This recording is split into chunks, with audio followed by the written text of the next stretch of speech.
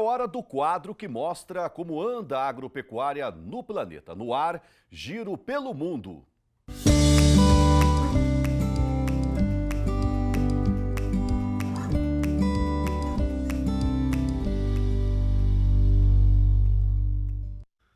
O rebanho bovino norte-americano recuou novamente no ano passado na casa dos 2%. Foi a terceira queda anual consecutiva e soma agora pouco menos de 92 milhões de cabeças.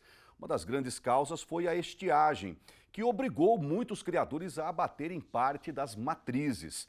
Problema para os Estados Unidos, alívio para o Brasil. Com o embargo chinês no segundo semestre de 2021, os norte-americanos compraram mais carne brasileira, o que atenuou o volume de exportação, inclusive mantendo os patamares dos valores atuais da arroba. E quem traz mais detalhes sobre o mercado mundial de proteína animal e vegetal é o Marco Sampaio, chefe da mesa de commodities e gestor de riscos da JBS. Eu vou agora até os Estados Unidos, até a cidade de Greeley, lá no Colorado, para conversar com ele. Marco Sampaio, muito bom dia, seja bem-vindo novamente ao Giro do Boi. Nós, brasileiros, já estávamos sentindo sua falta, Sampaio. Bom dia, Mauro. Bom dia, pessoal. Muito bom estar aqui de volta. É bom sentir esse calor que vocês têm, essa paixão pelo negócio. E sim, a gente não pode deixar de ficar se falando sempre aí, porque principalmente que os mercados estão muito dinâmicos. Pois é. E tem muita coisa interessante acontecendo que a gente pode trocar ideia, que a gente pode tentar entender melhor e ajudar os nossos telespectadores, com certeza. Maravilha, maravilha. Frio aí nos Estados Unidos, Sampaio? Tá frio, só que a gente está vendo laninha, como você falou aí há pouco, né? Esse problema de clima que está estragando a soja, as safras aí no sul do Brasil, também está deixando o clima mais quente aqui nos Estados Unidos. Então tá frio, mas não tá tão quanto deveria estar, na verdade. O negócio tá meio feio aqui do nosso lado aqui no hemisfério sul, viu, Sampaio? Teve uma seca danada aqui no sul do Brasil, perdas estimadas em quase 50 bilhões de reais. Em compensação, no centro-oeste, sudeste, no norte e até no nordeste, água que não para, viu? Isso, é claro, impacta a nossa produção de alimentos, né? Impacta, isso é preocupação. Na verdade, a Conab ontem saiu com o número, diminuiu a safra brasileira para 125 milhões de toneladas, mais ou menos, safra de soja, uma redução de um número anterior de 140, se não me engano, e iniciativas iniciais aí para o Brasil era que se ia produzir até 148, 150 milhões de toneladas. Então, você vê agora uma redução de 25 milhões de toneladas, uma redução significativa. Você também tem problemas na Argentina de produção, que está muito seco por causa do Laninha. Então, com isso, você vê os preços da soja subindo cada dia mais e a demanda relativamente estável. E também o que ajuda a soja é o biodiesel, não é? Você tem uma demanda para esse problema de ESG, né? Problema de emissão zero, etc. Você tem uma demanda para biodiesel, para óleo de soja, muito grande. Então, você tem vários fatores sustentando os preços. É uma boa notícia para o produtor rural brasileiro, mas, infelizmente, para quem tem que comprar a soja e o milho para poder usar como alimento animal, lamentavelmente vai ter que arcar com essa alta de custos. Eu acho que não é uma coisa temporária, é uma coisa que pode ser um pouco persistente, aí a depender da força do Laninha.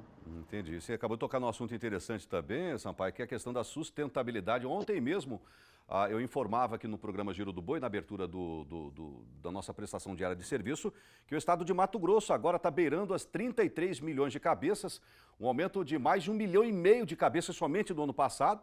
Continua sendo o maior rebanho do Brasil, o maior produtor de grãos do país também.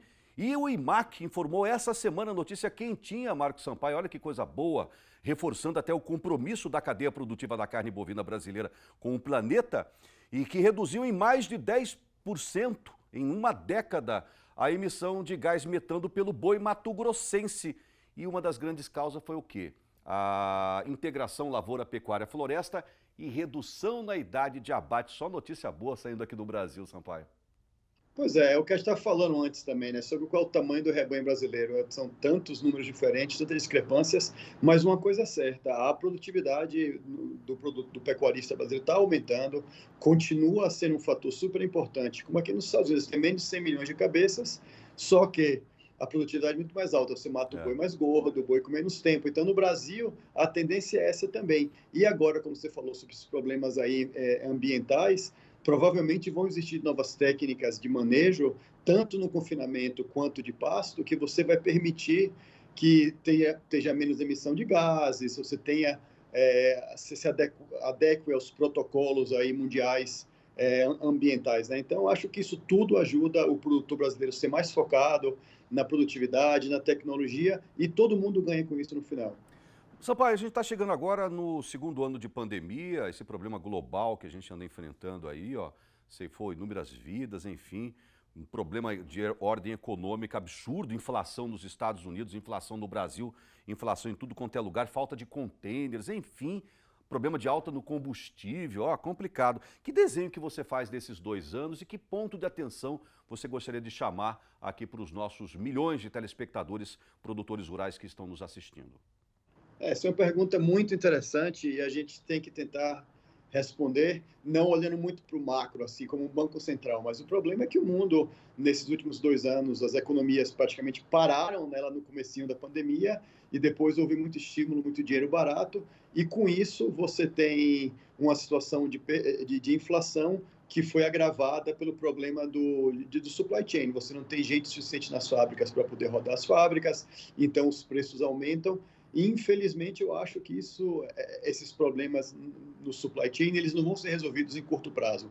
Vão demorar, porque o mundo estava acostumado a andar just in time, né, com pouco estoque, e agora o mundo está vendo que aquela falta de produção, o que é que fez? E outro problema também, Mauro, que isso leva a ter, que termina tendo um efeito importante nos preços, é que as pessoas deixaram de comer muito em restaurante para comer mais em casa e também compram mais aquele começo do fenômeno da Covid, quando o pessoal comprava muito papel higiênico para casa, limpava as prateleiras. Isso acontece hoje em dia, a gente vendo ainda. As pessoas têm medo de que está faltando produto, então compra mais.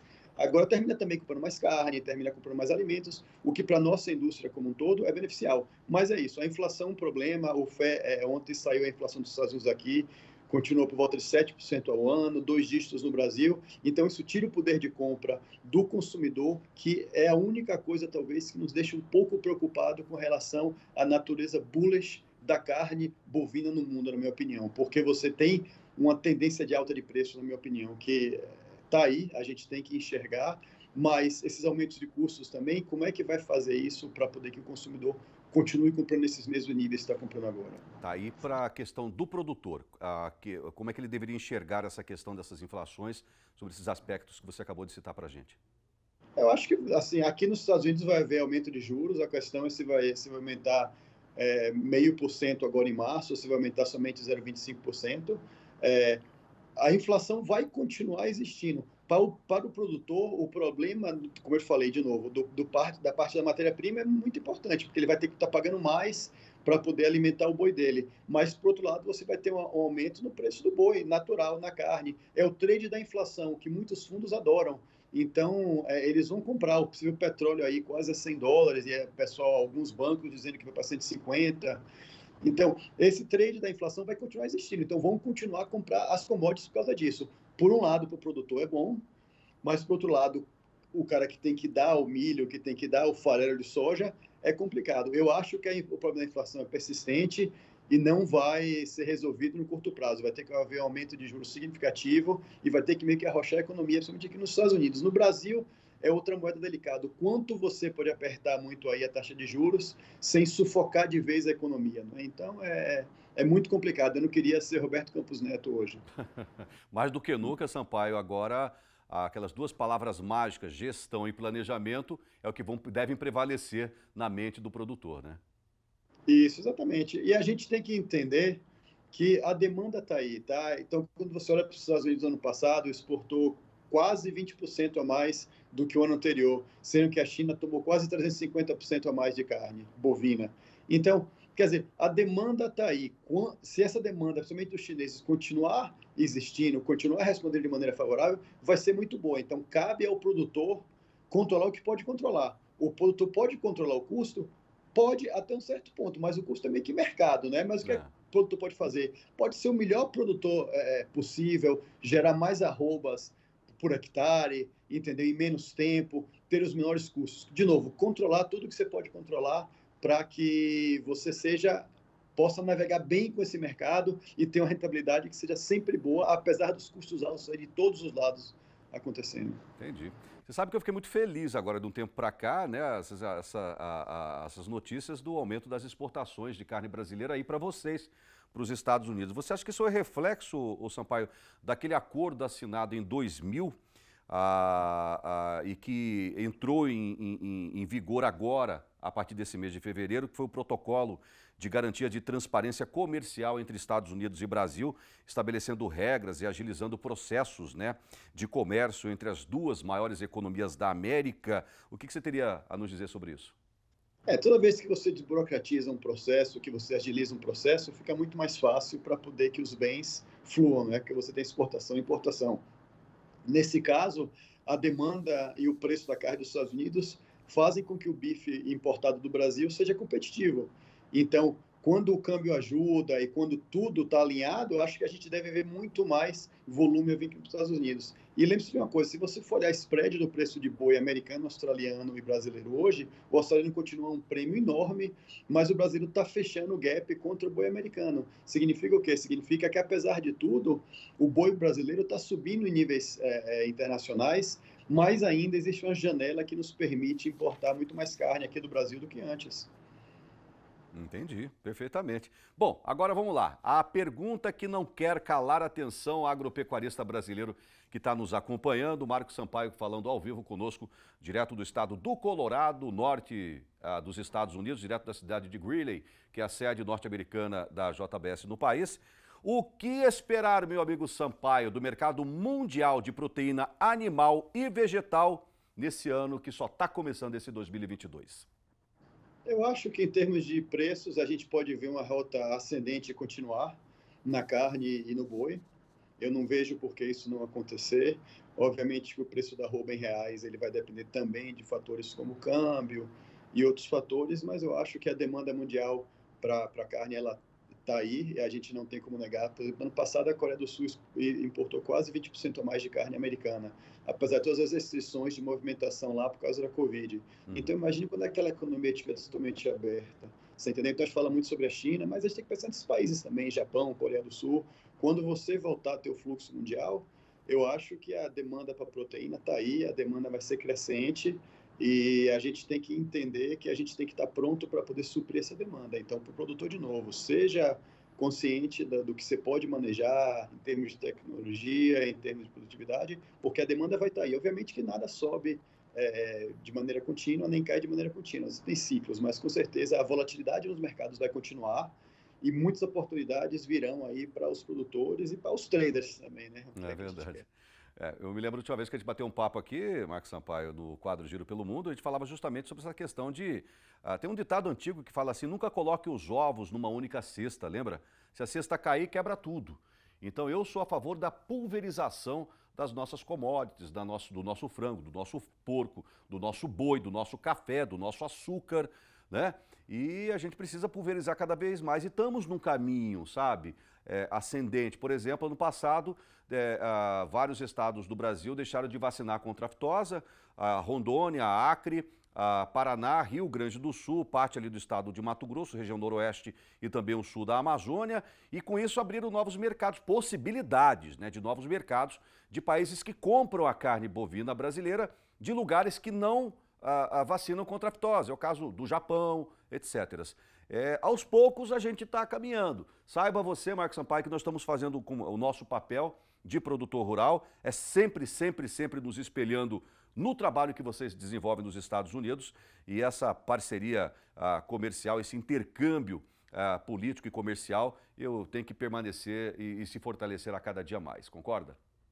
Com certeza. Eu acho que quando você tem um mundo aberto, você tem uma transferência de tecnologia, transferência de produtos, né, de bens e serviços. Eu acho que essa é a melhor maneira de se trabalhar no mundo. Eu acho que o Brasil evoluiu muito. Eu acho que quando você fala sobre a economia do Brasil, o agribusiness é a estrela, não é? O agribusiness é a estrela. A gente vê cidades muito ricas, o pessoal fazendeiro com bom dinheiro. Inclusive, é uma coisa interessante, quer dizer, a gente está vendo a venda de soja pelo fazendeiro brasileiro muito abaixo da média histórica. Por quê? Porque ele está bem capitalizado, então ele não tem pressão de vender no momento que ele tem que vender. Então, isso afeta a maneira que você olha Chicago, a maneira que você olha como é que os preços vão evoluir. por um lado, de novo, eu falo, é ruim da parte do insumo, mas, por outro lado, para quem produz é muito bom.